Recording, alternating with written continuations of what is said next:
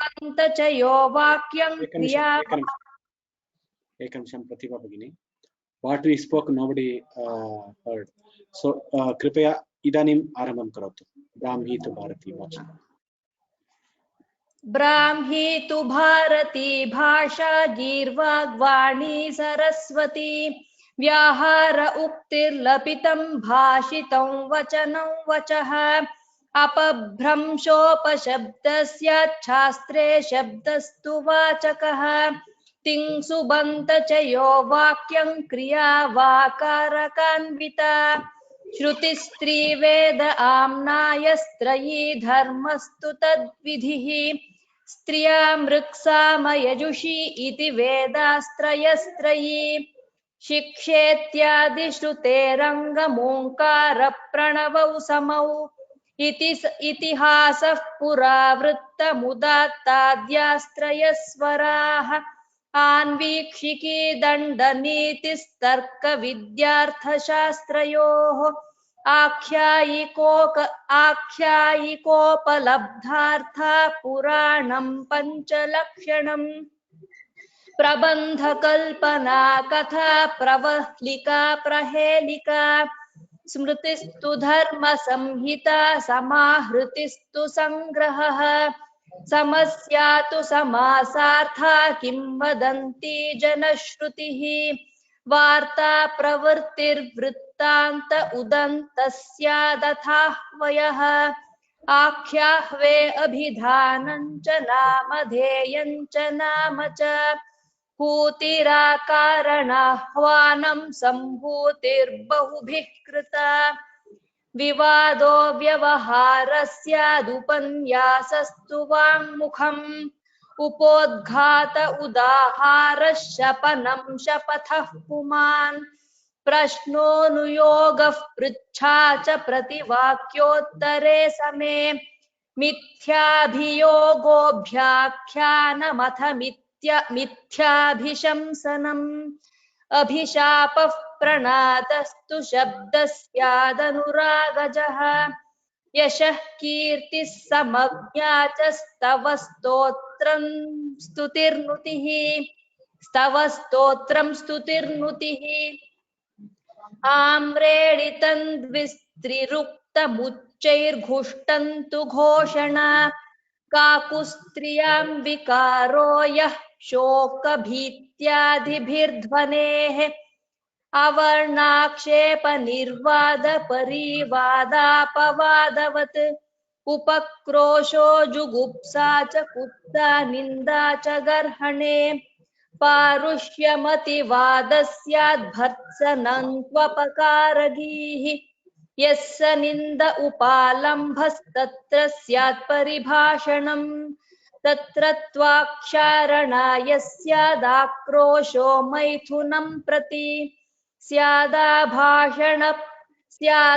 स्यादाभाषणमालापः प्रलापोऽनर्थकं वचः अनुलापो मुहुर्भाषा विलापः परिदेवनम् विप्रलापो विरोधोक्तिः सल्लापो भाषणं मिथः सुप्रलापस्सु वचनमपलापस्तु निह्नवः चोद्यमा इदानीं पाठयामि भवती वदतु चोद्यमाक्षेपाभियोगौ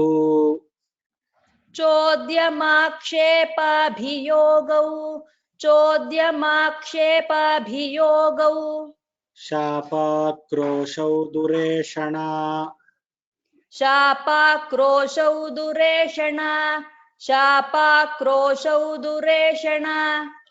अस्त्रीचाटुचटुश्लाघा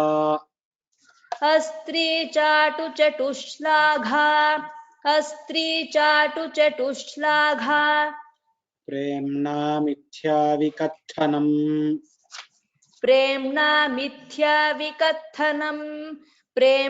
मिथ्याविकथनम्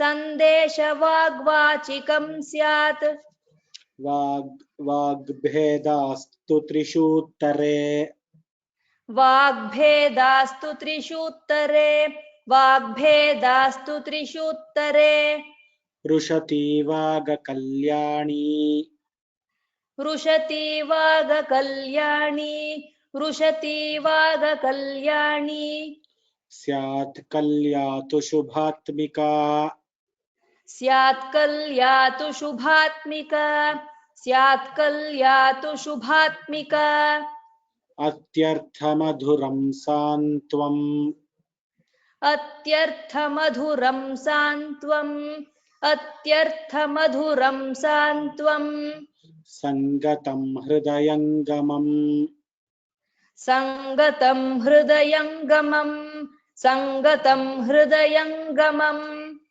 निष्ठुरं परुषं ग्राम्यम् निष्ठुरं परुषं ग्राम्यम् निष्ठुरं परुषं ग्राम्यम् अश्लीलं सूनृतं प्रिये अश्लीलं सूनृतं प्रिये अश्लीलं सूनृतं प्रिये सत्येथ संकुलक्लिष्टे सत्येथ संकुलक्लिष्टे सत्येथ संकुलक्लिष्टे परस्परपराहते परस्परपराहते परस्परपराहते लुप्तवर्णपदङ्ग्रस्तम् लुप्तवर्णपदङ्ग्रस्तम् लुप्तवर्णपदङ्ग्रस्तम् निरस्तन्त्वरितोदितम् निरस्तन्त्वरितोदितम् निरस्तन्त्वरितोदितम् अम्बूकृतं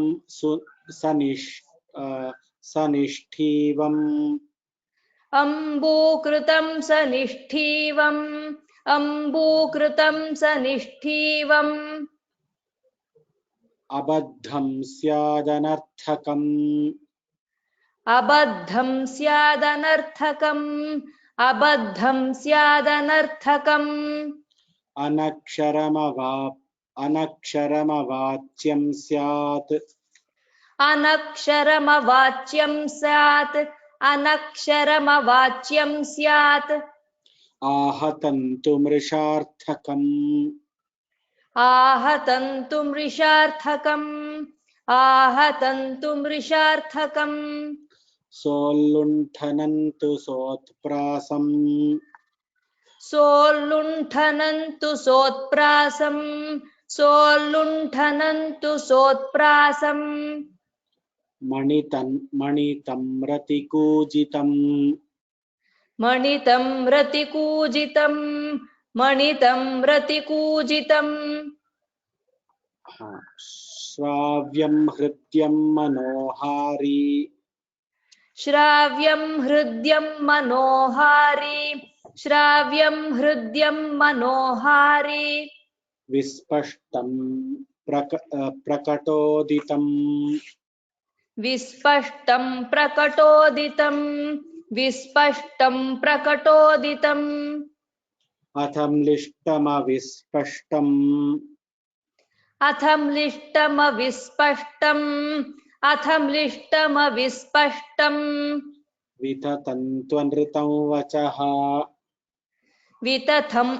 वितथन्त्वनृतं वचः वितथन्त्वनृतं वचः सत्यं तथ्यमृतं सम्यक् सत्यं तथ्यमृतं सम्यक् सत्यं तथ्यमृतं सम्यक् अमूनित्रिषु तद्वति अमूनित्रिषु तद्वति अमूनित्रिषु तद्वति उत्तमम्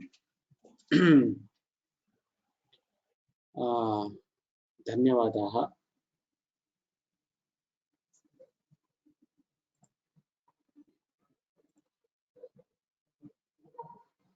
किञ्चित् अर्थं प्रति गच्छामः अद्य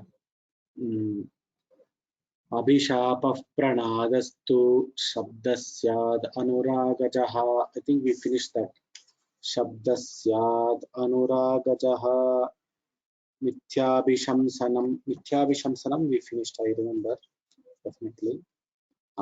Abhishapah pranadastu.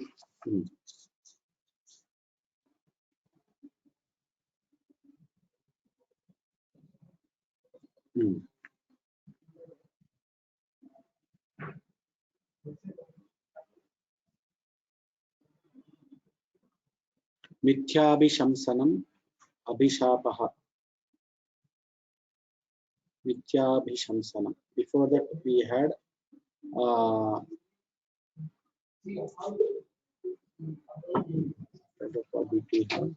Mithyabhiyogobhyakhyanam. So prashnanuyoga prichacha, I think we finished. Prashnaha aniyogaha pricha prativakyottare same. So prativakyottare same is prativakyam and uttaram are the uttara. Next is mithyabhiyogaha abhyakhyanam. Mithyabhiyogaha abhyakhyanam. These are two words. What is the meaning of mithyabhiyoga abhyakhyana? It is false charges. That is what we were discussing. Then mithyabhishamsanam abhishapa is apaprachara, or spreading the false charge, false information. That is what we said. Then next one was pranadastu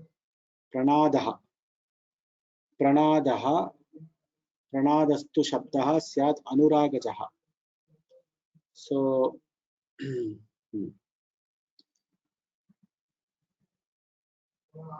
anuragajaha shabdaha. Anuraga is attachment. So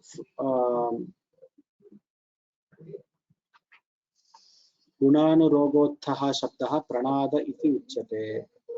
So what is the meaning of pranada? So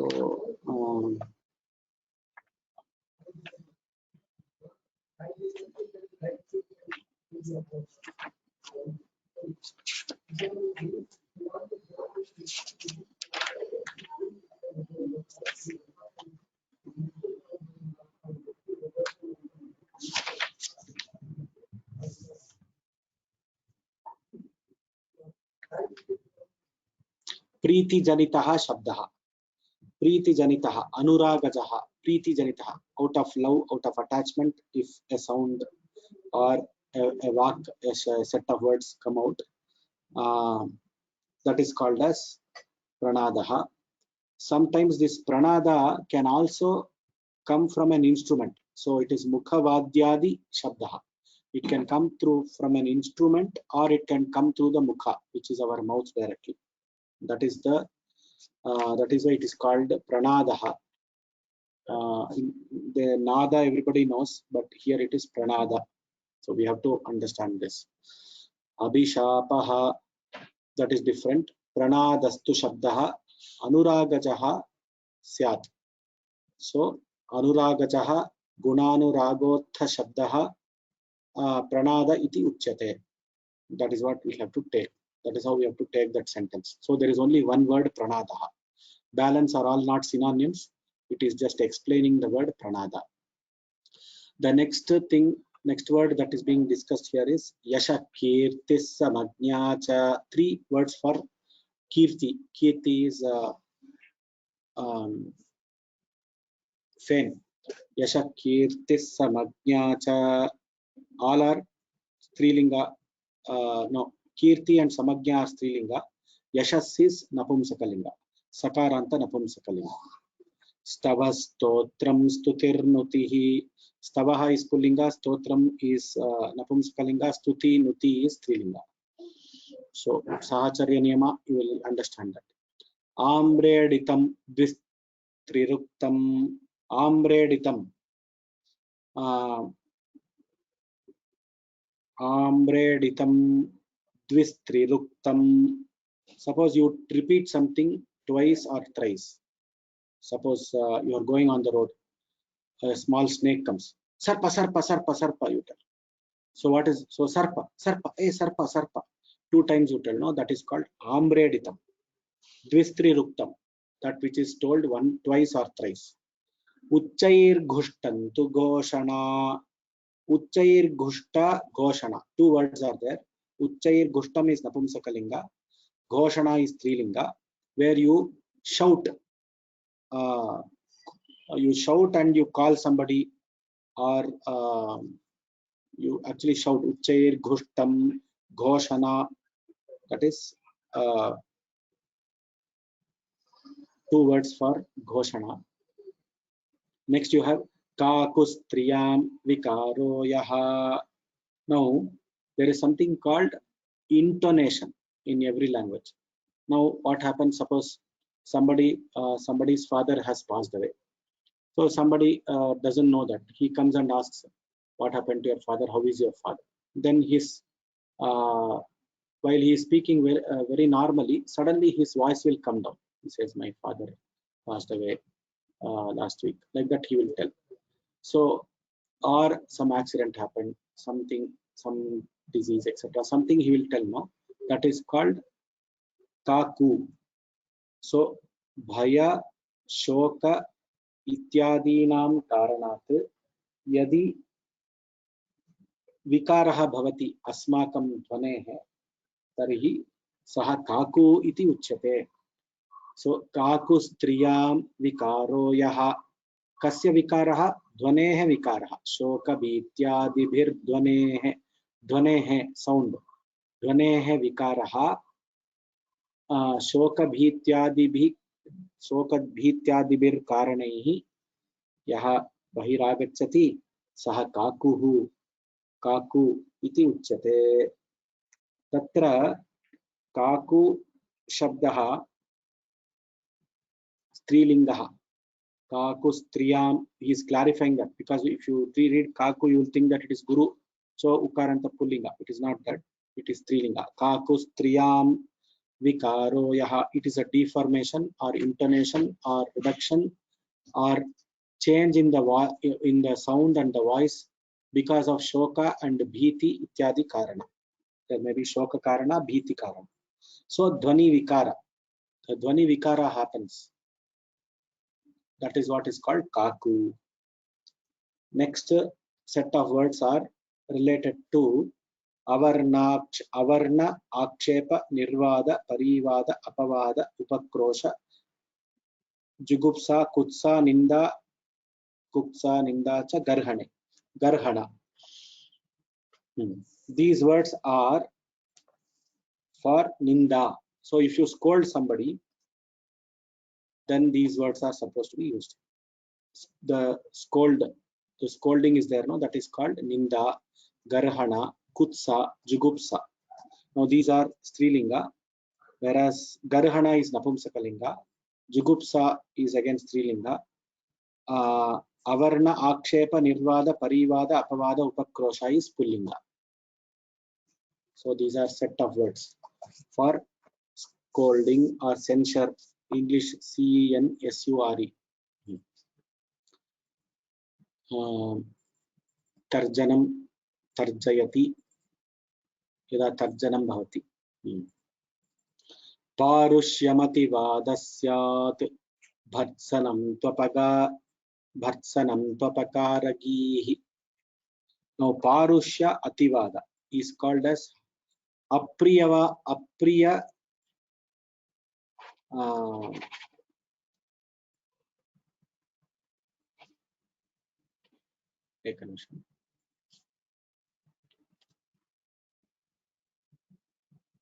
Parushya, apriyavachaha. So Parushyam napumsakalinga, ativada is pullinga, and it is apriyavachanam.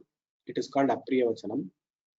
Next, Parushyam ativadasyat bharsanam tu apakaragihi. So apakaragihi bharsanam. Bharsanam ityukte bhayadarshakam ityarthaha. एकनिमिषं पश्यामि. अपकारगीः भत्सनम् उच्यते. So bhatsanam is bhayadarshaka vakyam. So you create fear by your vakya. That is called bhatsanam apakaragihi, bhayadarshaka vakyam.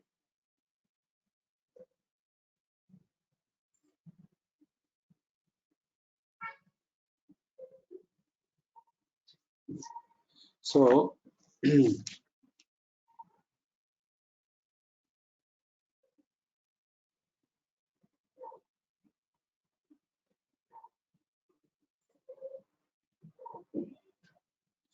Bhatsanam ityukte kim? Now let us consider a situation where a king, a king asks his soldiers to bring somebody from the Rajya. You capture that man and bring. So the soldiers capture that man and brings near the king. Then the king says, or the minister says, Choraha Tomasi, you are a thief. Ghatayishyami, I will give you punishment. Like that, if you tell something, what is happening when you are telling this? You are generating fear in the mind of the person. So bhayajanakam vakyam. Choraha Tomasi Ghatayishyami iti yad vakyam Rajnya uta mantrina uktam tat bhayajanakam vakyam asit. Tadrisha bhayajanaka vakyam bhatsanam apakara gihi anyapakara vachanam. It is anyapakara vachanam. For aham tvam ghatayishyami. So I am going to kill you, or I am going to put you in prison. He is going to tell. Anyapakara vachanam. For him it is apakara. He is not doing upakara to that thief, but he is doing apakara. So that is why it is called apakara gihi. Anyapakara vachanam apakara dhihi. In some books it is called as dhihi, it is given, but apakara gihi is what is correct. That's what I think. Gihi girau giraha, because gihi is vak. So this is yassa ninda upalambah tatra syat paribhashanam. Saninda bhashanam. Yassa ninda upalambah. So kasyan krodha purvaka dosha pratipadanam paribhashanam iti uchyate. Tat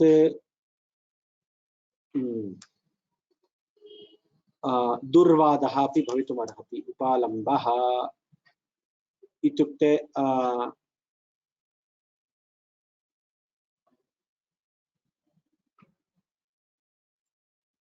किं मया उक्तं, सनिन्दा भाषणं, क्रोधपूर्वकं दोषप्रतिपादनं. So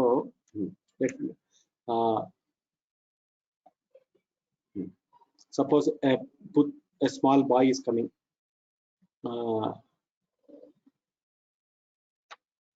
महाकुलजस्य भवतः किमिदम् उचितमिदं कृतं भवता इति एकः पृच्छति. सत्कुलप्रसूतस्य भवतः किम् उचितमिदं कृतम् इति यः कोऽपि वदति. सः वदति, भवान् तु ब्राह्मणकुले जातः, भवता सम्यक् वर्तनं कर्तव्यं. You are born in a Brahmin family, you have to behave properly. So what is this? You are born in such a family and you are behaving like this. So something you are pointing out and telling that you are pointing out his quality, which is not correct, and you are telling it in such a way that he realizes his mistake. That is called upalambaha. So krodha purvakam dosha pratipadanam, and you are angry that he has done like that. So you are angry that he has done that. So that is why it is called as upalambaha.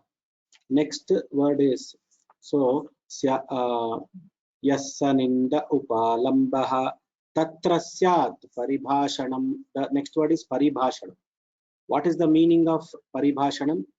Now you are just trying to tell that he has done some mistake in the case. Now if you scold him immediately along with the upalambhana, that is called saninda upalambhana. Saninda purvaka upalambhanam. When it is saninda purvaka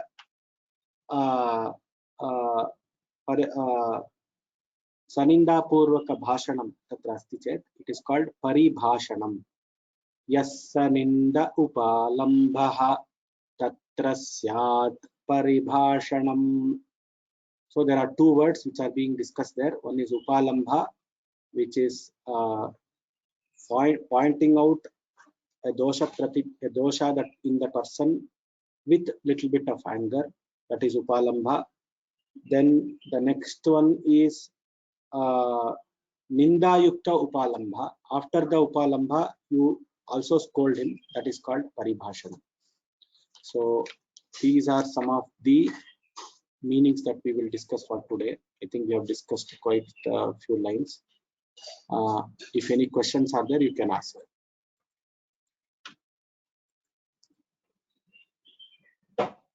Arun Kumar Tangavel.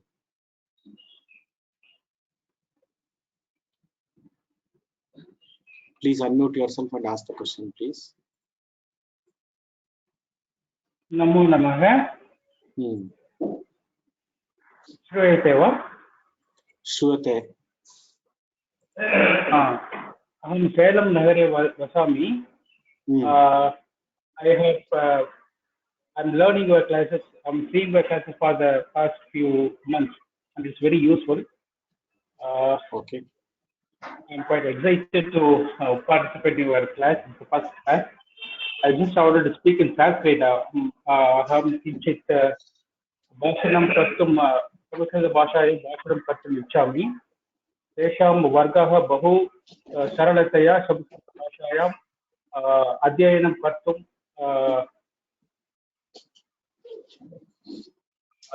it's easy to understand your explanations. Just I wanted to speak for a while, and I will participate from the next classes onwards, sir. Thank you. Dhanyawada. Thank you very much, sir. Your interest is appreciated. Udita Bhagini, you have any questions? भवान् तत्र उक्तवान् आम्रेडितम्. It's a repetition of the same word इति. तद् पदमस्ति वा तत्र प्रत्यययुक्तम् अस्ति वा? आम्रेडितम् इति तप्रत्ययम् इति श्रूयते, अतः पृच्छामि.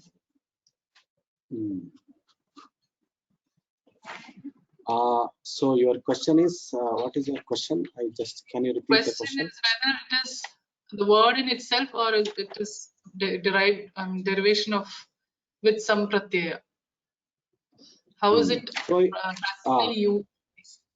So Amreditam is a samgya. That means it's a samgya for anything that you repeat twice. Samgya, it is telling, if somebody tells 2 times sarpa sarpa, we call that kind of a sound as Amreditam. Now that is coming from which dhatu? Medru, ledru, some there are 2-3 dhatus. Medrum, ledrum, ledru, some 2-3 dhatus are there. From there, their meaning is unmada. So from there you get bhave, bhavarte tapratyah. You will get Amreditam. So there is a tapratyah there. That is what I mean. All the words are having pratyas. And kakuhu, how do we use that?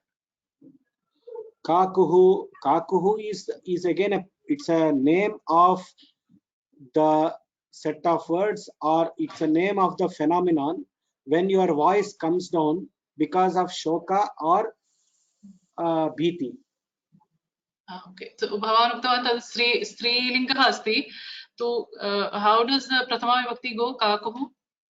Kakuhu ukaranta strilingah kaku shabdah kakuhu kakuhu kaku kakavah. Dhanyawad. Uttama prashnaha. Very good questions. Sriram Karunagaran, you have a question?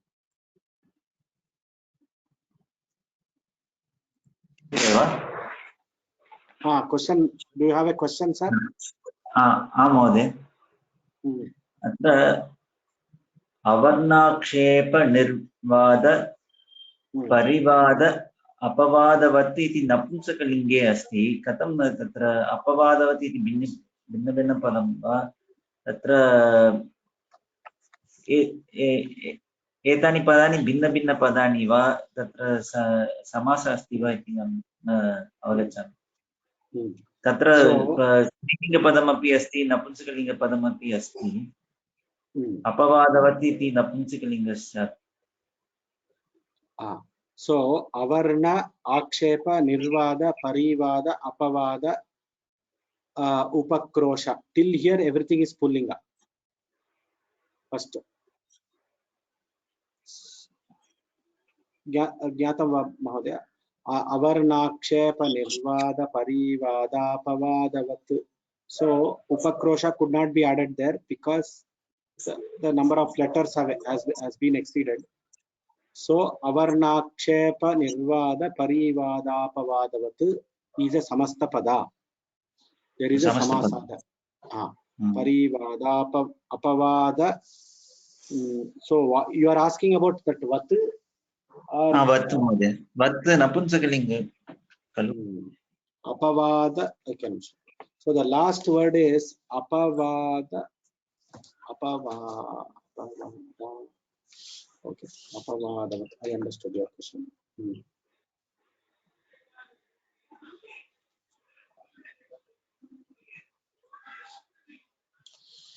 Oh, so what he has done is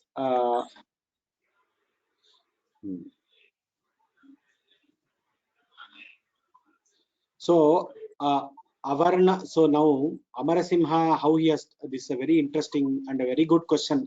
I should thank you for this question, because otherwise I would have also not realized this point. Avarnakshepa nirvada parivada apavadavat upakrosho jugupsacha. This is going like this. Now Amarasimha has told us, by putting that vat pratyaya there, what is what is the meaning of vat there?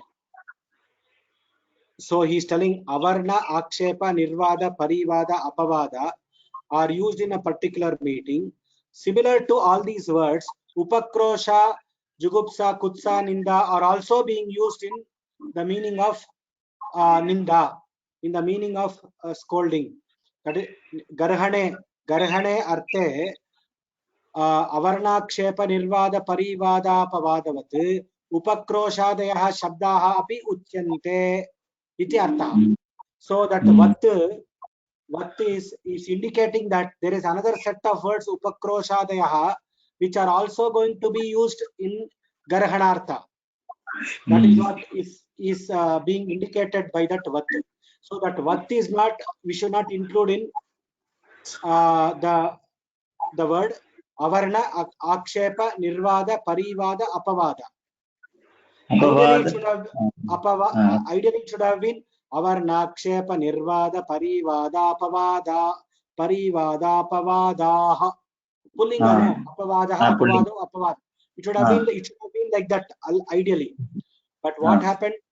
One letter was short, so he put it apavadavat. Apavadavat upakroshadayah jugupsa kutsa nindadayah garhanarte upayujyante iti tena tatra evam uktam. So the vat upakroshadayah api nindarte bhavanti ityartah. Vate tatra vateः अर्थः एवम् अस्ति. अस्तु, धन्यवादः महोदय. Very good question. Very good question. Soumya Harish Kumar.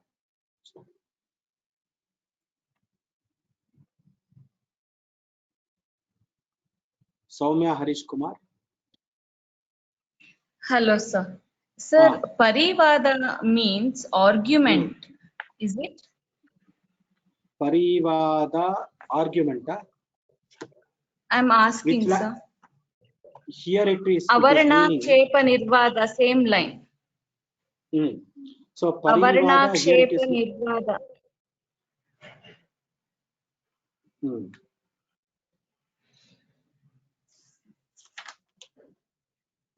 So parivada, here it is, generally it is meaning ninda, nindarthe vidyamana shabdaha.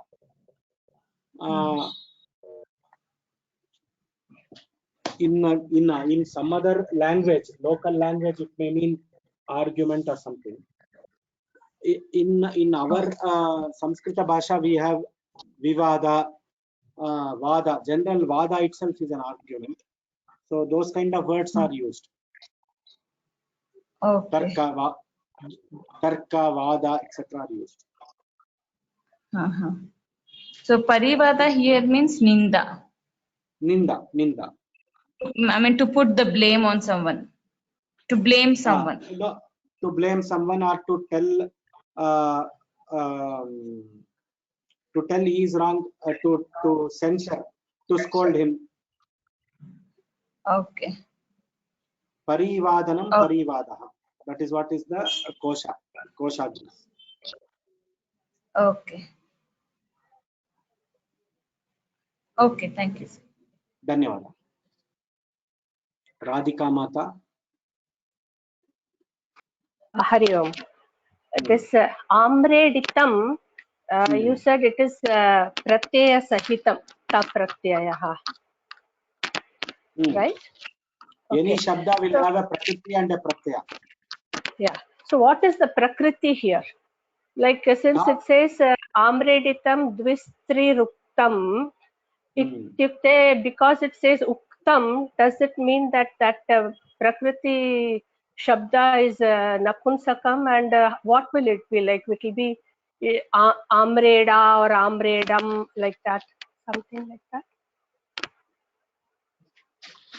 Oh, so now I will ask you one counter question. So what is the prakriti for patitam? Okay, for example, if I want to say bhuktam, then I will say bhojanam bhuktam, like that. Patham patitam, like that. Can we say, what will we say, what is amreditam? Amreditam is dvistriruktam. Yet dvistriruktam shabdam dvivaram trivaram uktam shabdam amreditam iti uchyate. Okay, so even along with the pratyaya, it stands alone as an independent word. You don't have to look for any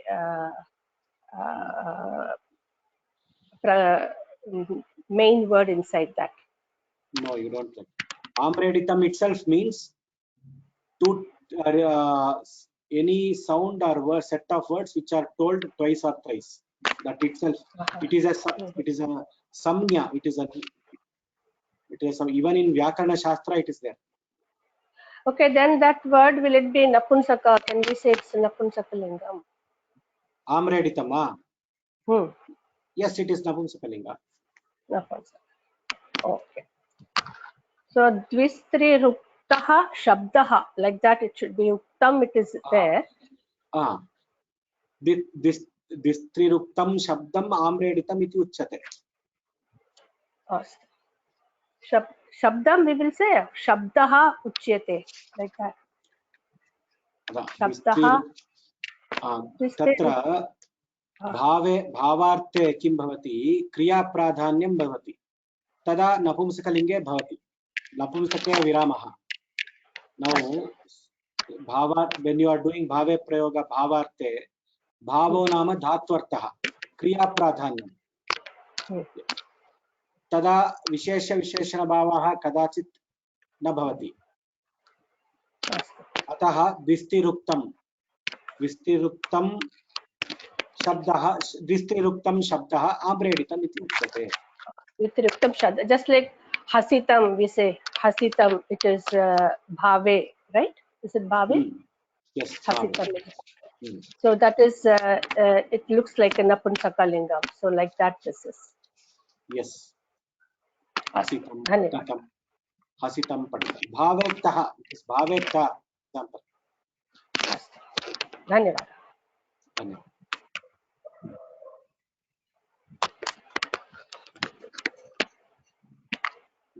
Venkatesh Mahodaya.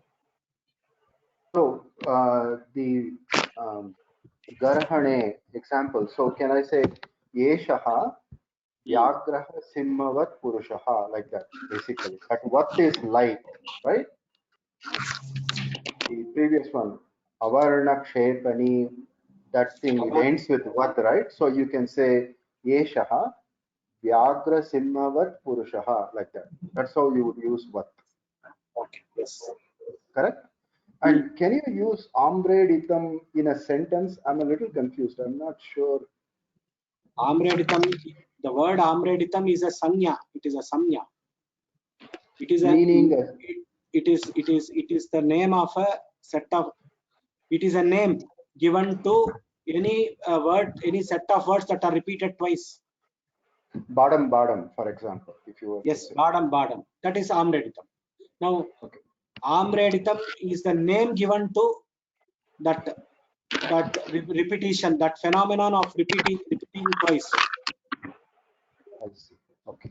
When a shabda or a dhvani is repeated twice, that at that time you give a name to it. That phenomenon is called Amreditam. Thank you.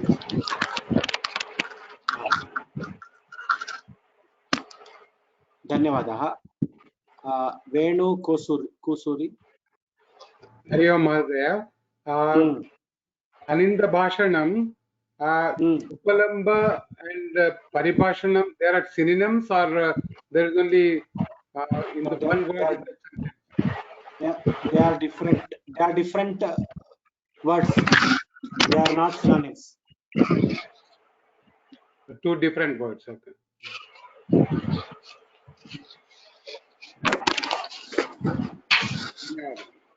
Dhanyavadah. Somebody's lot of noise. I don't know in which course.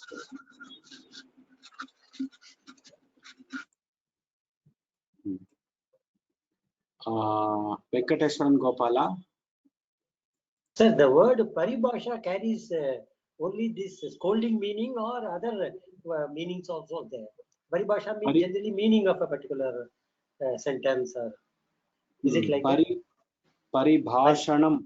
Here it is paribhasha is different. Paribhashanam is different. I see. So paribhasha has got different meanings in different shastras, and it is also called a definition, etc. Here paribhashanam means ninda sahita upalambaha. Okay.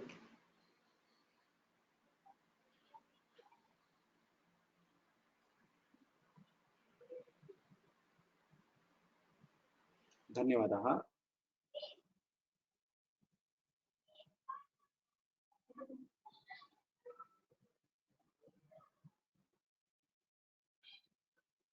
So to clarify this upalamba and paribhashana, normally the upalambaha, what is upalambaha?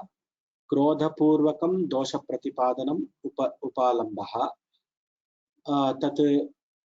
So you can do the upalambha by telling, Hey Satkula Prasuta, Kimidam Anuchitam Kritam, iti you can tell.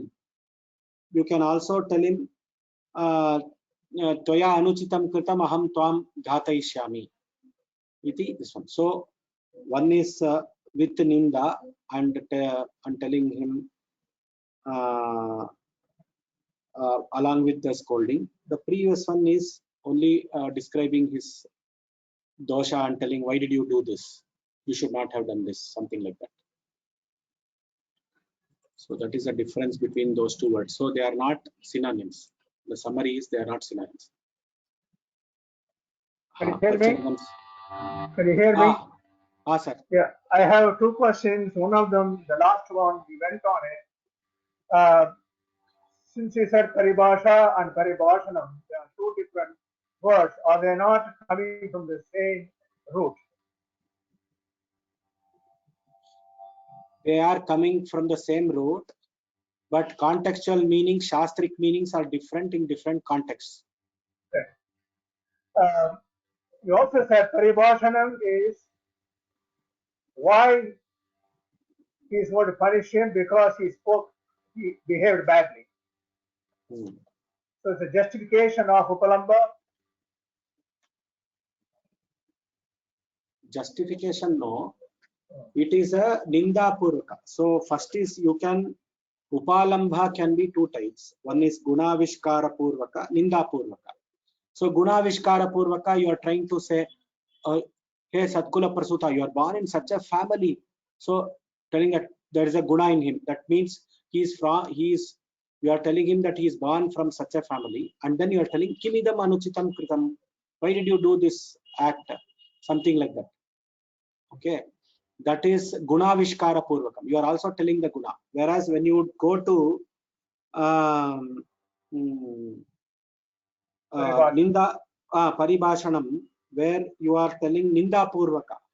So you are telling Toya Anuchitam Idam Kritam Aham Tvam, why did you do this? Something like that. It is full of scolding. So that is, there is a difference between those two.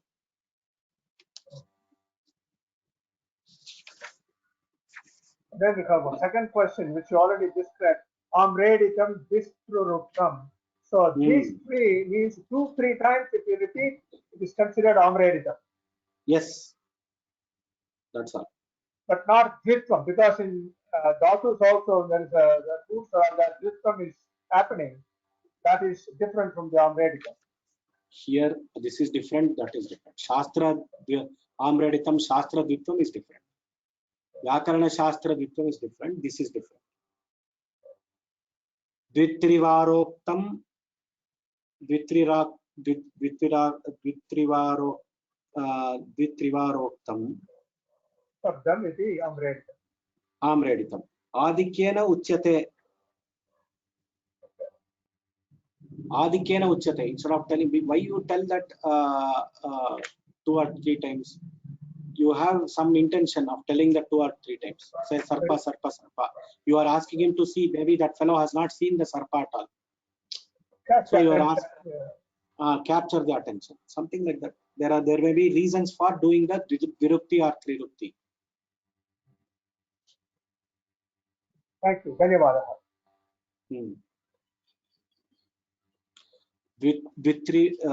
Vivara Trivaroktasya Vachanasya Amreditam iti Uchyate. There is one last question I follow up is, so in swaras also, which may be slightly off the topic, but when you are repeating some swaras in Ganapada and all, right? You repeat that 2 times, 3 times. So that is different from the Amreditam. That is completely different from this. This is Shabda at a Shabda level. This one. There it is not. There it is different. It is completely different. And the purpose of that is different. And the purpose of repeating the swaras is very different from the Amreditam. Yes. That is Vikriti Pata. That is to remember the words in a particular pattern. That is why we do it in a patternic repetition. Here it is more out of it's sudden emerging something. Amredyate anena iti amreditam, by which 2 or 3 times something is repeated. So that is why it is bhavettaha. Amredyate anena iti adikyena kathanam.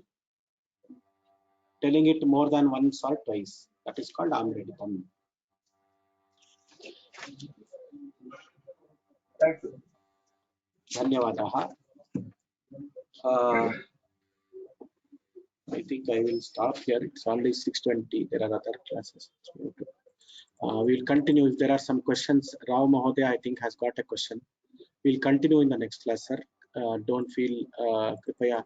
Reserve your question for tomorrow. Tomorrow you can ask your question. Dhanyavadaha. Swasti prajabhyah paripalayantam nyayena margena mahimahishah go brahmanebhyah shubhamastu nityam loka samasta sukhino bhavantu.